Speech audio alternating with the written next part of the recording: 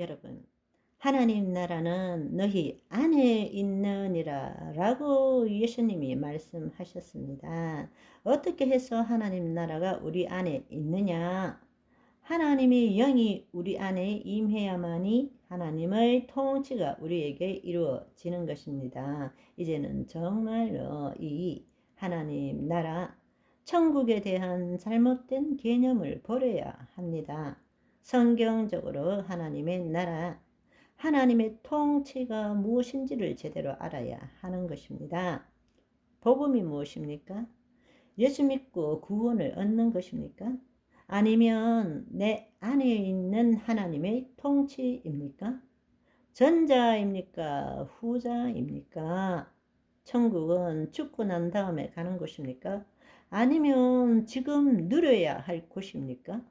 천국은 지금 여기서 누리는 것입니다. 아멘.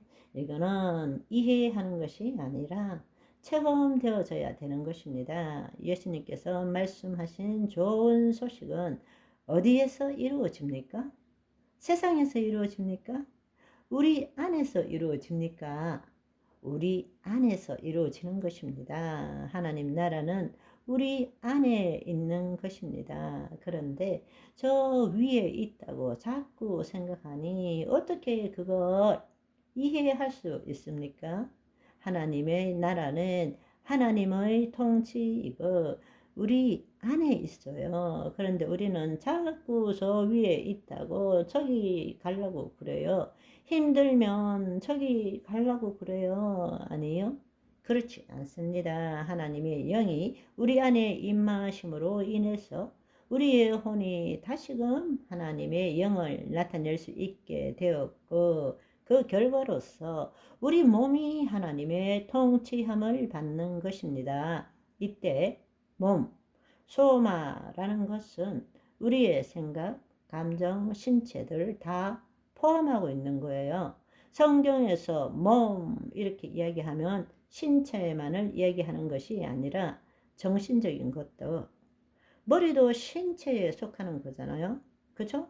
생각, 감정, 신체, 이 모든 것이 몸입니다. 따라서 하나님의 영이 임하실 때 영이요 생명이신 말씀이 우리의 혼을 통해서 우리의 몸을 통치하고 우리의 몸을 통치한다는 것은 이제는 내가 주체가 되어서 말씀에 대해서 생각하고 느끼는 것이 아니라 하나님의 영이 우리 안에 임하고 그리스도가 나를 통하여 나타나심으로 인해서 말씀대로 생각하는 거예요. 말씀대로 느끼는 거예요. 말씀대로 말하는 거예요. 말씀대로 행동하는 것입니다. 그것이 우리 몸이 통치함을 받는다라는 것입니다. 그러면 왜 그동안에는 그렇게 못했는가?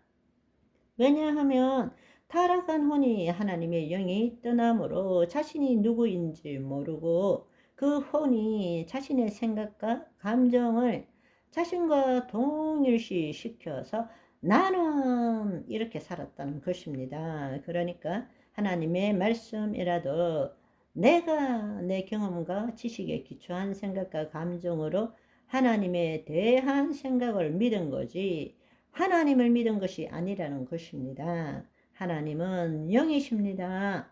하나님은 언어로 표현할 수 없는 거예요. 우리의 관념으로 하나님을 생각할 수는 있지만 하나님을 체험할 수는 없는 것입니다. 그런데 말씀은 영이고 생명입니다. 그런데 우리가 내 생각, 내 감정으로 하면 그것은 영이고 생명이 아니라 영이고 생명에 대한 지식이고 정보밖에 안 된다는 이야기입니다. 그것은 내 안에 암기를 해도 달달 외우고 있어도 아무런 능력이 없다라는 이야기입니다. 오직 하나님의 영, 생명만이 능력이 있습니다. 그것이 우리 몸을 통치해야 합니다.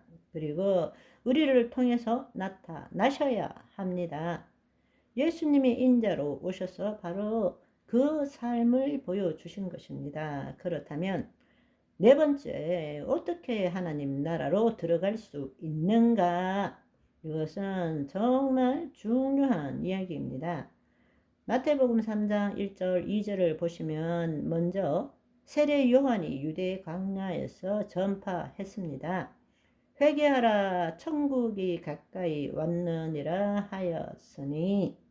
마가복음 1장 15절 이르시되 때가 찼고 하나님 나라가 가까이 왔으니 회개하고 복음을 믿으라 하시더라. 사도행전 2장 38절에 베드로도 마찬가지로 베드로가 이르되 너희가 회개하여 각각 예수 그리스도의 이름으로 세례를 받고 죄사함을 받으라. 그리하면 성령을 선물로 받으리니.